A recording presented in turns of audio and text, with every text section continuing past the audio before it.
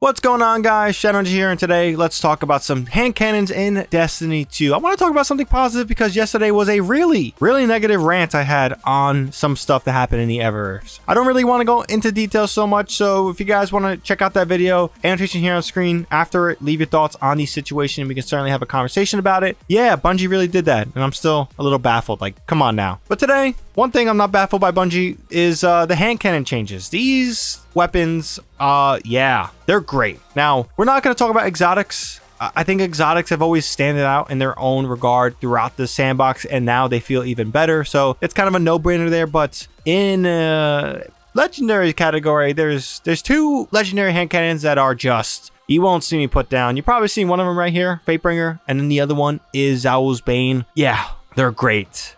So before we jump into some of the weapons, its roles and stuff like that, let's talk about the changes Bungie did so we get an understanding of why I'm going crazy about hand cannons right now. So in general, they increased the reload speed at 0 stat by 15%, making them feel generally a little bit faster reloading. You still probably want your loaders on, but yeah, they should feel a little bit better in that regard. PvE damage, they increase damage against minor combatants, red bars, by 20% and increase damage against major combatants, orange bars, by 75%. And they also added a new subfamily called Heavy Burst. Now, they changed Warden Law. This was a weapon in Destiny with a track record. I think it was a 120, actually. I don't really know specifically, but they made it the first member of a new subfamily, Heavy Burst, which is a 2-round burst. So I heard some great things about this. I only got a PvP role right now. I'm trying to get an adept version for PvE, see how this feels. So we're not going to talk about that at all. We're going to keep it focused on those two hand cannons I mentioned before. But as you can tell, there were some serious changes that Bungie did that, I will say this, they're working out great so far. Now, when it comes to the sandbox and the activities I am using these hand cannons in, it is practically everything.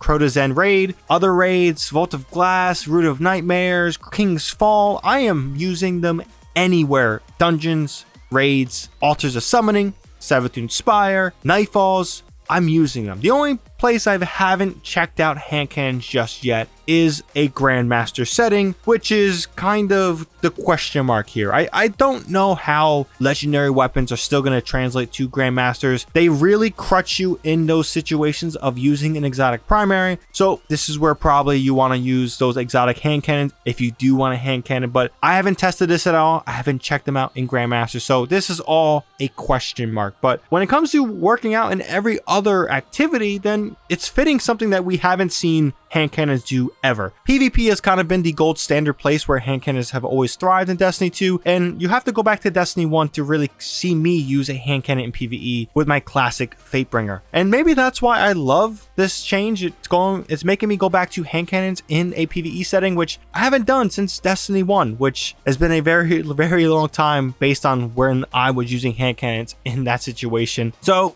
the 75% increase to major combatants and the 20% to minor combatants is awesome. It feels great, and these are changes that I wish came sooner, but it's better late than never because they're doing great things. Now, let's talk about the two weapons or two legendary weapons of choice, Fatebringer and zaoulis bane. Both are raid hand cannons. Now, Fatebringer, if you guys don't know, Vault of Glass, pretty easy to obtain, and that raid isn't that difficult compared to some of the other stuff out there. King's Fall is where you get zaoulis bane. This raid may be more difficult than Vault of Glass, but I think with some of the general understandings and how we have adapted to the mechanics and the difficulty and just the fact that things have changed, we're more powerful now, this also shouldn't be a difficult run if you're able to get an LFG crew together. But for Fatebringer, we're using rewind rounds and then Firefly. This is a combination that is great. I love rewind rounds.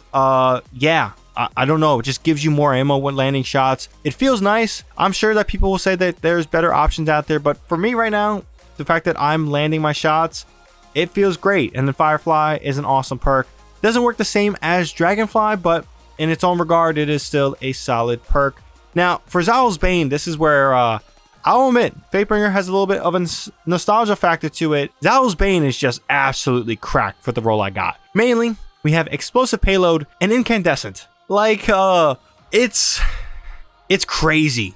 It's absolutely bananas. I recommend you guys trying to get this. It arguably is probably one of the best, if not the best, legendary hand cannon I have used so far. Nothing comes close, and it's just insane. Incandescent with solar is kind of an overrated perk, I will admit, but it just works so damn well that you kind of like need to use it if you're rocking solar. Now, if you're not rocking solar, maybe incandescent can, you know, move aside for different perks, but if you're using solar and you want to have some of that synergy with your weapon and your subclass, then yeah, incandescent is incredible. And like I mentioned before, we aren't going to talk about Warden's Law. I'm sure that one has its own little spot. It is also a kinetic, so like Fatebringer, it will definitely have something more of a punch to pack compared to Zaouli's Bane, but I think all of it is preference. Nothing really is kind of like, hey, you need to use a kinetic hand cannon because they're the greatest thing ever. No, I'm not going to say that. It certainly is based on what you're looking for with your primary weapon and if you want subclass synergy or not. But yay,